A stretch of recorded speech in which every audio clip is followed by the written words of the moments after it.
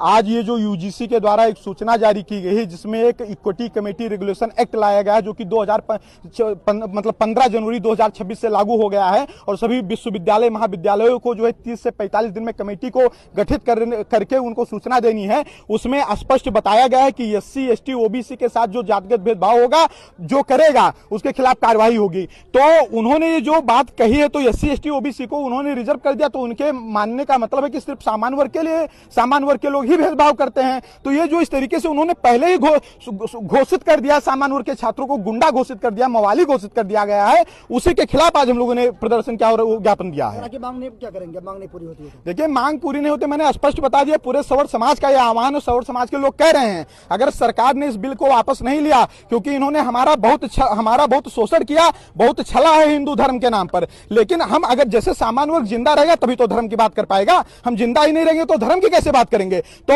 सबसे पहले हमारा जिंदा रहना जरूरी। अगर ये कानून वापस नहीं होता, हमारे बच्चे पढ़ नहीं पाएंगे, तो हम लोग इसका विरोध करेंगे और सरकार भी चली जाएगी इसी में। जिस तरह के शंकराचार्य बिना स्नान किए चले गए, क्या कहेंगे उस पर? ये बहुत दुर्भाग्यपूर्ण है। कुछ तथाकथित आईटी सेल के लोग शंकराचार्य को गाली देते। शंकराचार्य हमारे धर्म का प्रधानमंत्री है, नरेंद्र मोदी जी भारत के प्रधानमंत्री हैं, तो सरानंद जी जो है हमारे धर्म के प्रधानमंत्री हैं। इस बात को समझना चाहिए। और सुनिए, शंकराचार्य चाटुकारिता नहीं करता, शंकराचार्य जो है शास्त्र संबद्ध बात करता है। जिस तरीके से स्नान बिना किए चले गए, पहली बार इतिहास में हुआ। ये बहुत ही दुर्भाग्यपूर्ण है, इस तरीके से नहीं होना चाहिए। पहले जब राजतंत्र होता था तो राजतंत्र में एक धर्म दंड होता था, कोई भी राजा कोई भी कार्य करता था तो अपने धर्म गुरुओं से पूछ करके करता था, लेकिन यहाँ ये है कि धर्म दंड के ऊपर राजतंत्र हावी होता जा रहा है।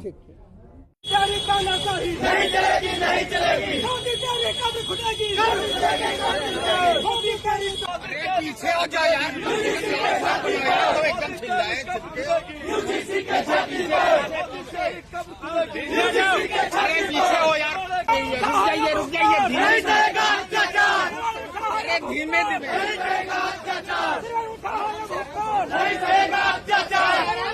भैया आराम से। जिंदाबाद जिंदाबाद।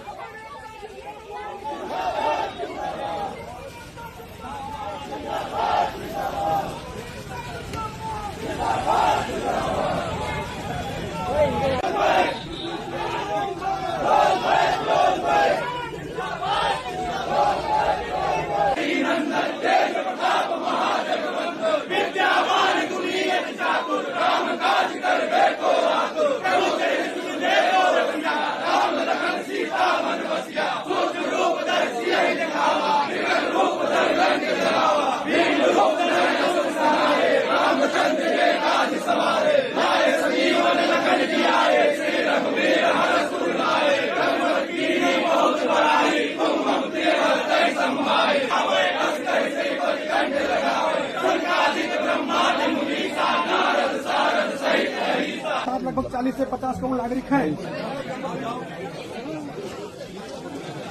यूजीसी रोल बैक को लेकर प्रोटेस्ट किया है, क्या है मुख्य मांगे? देखिए, जो यूजीसी की 2026 की गाइडलाइन आई है उसी के लिए हम लोग यहाँ पे प्रोटेस्ट कर रहे हैं कि यूजीसी लागू हुई है इसको वापस ले लिया जाए। इसका मेन कार्य है, देखिए हम किसी भी जाति को ऊपर नीचे या किसी के विरोध में कोई बात नहीं कर रहे।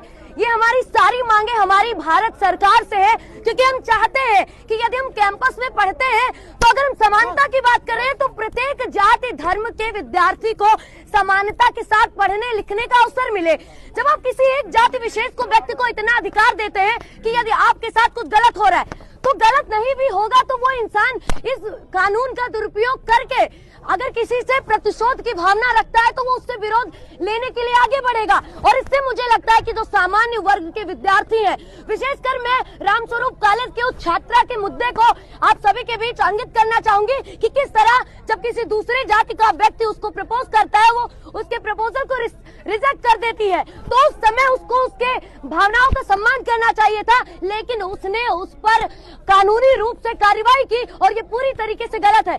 बात ही इतनी सी नहीं है, बात इतनी सी है कि यदि आप छात्रों को समानता की बात कर रहे हैं तो आप सभी छात्रों के लिए सुरक्षा के मामले में आप सभी जाति धर्म के लोगों के लिए समान कानून लेकर आए, इसमें करेक्शन करें।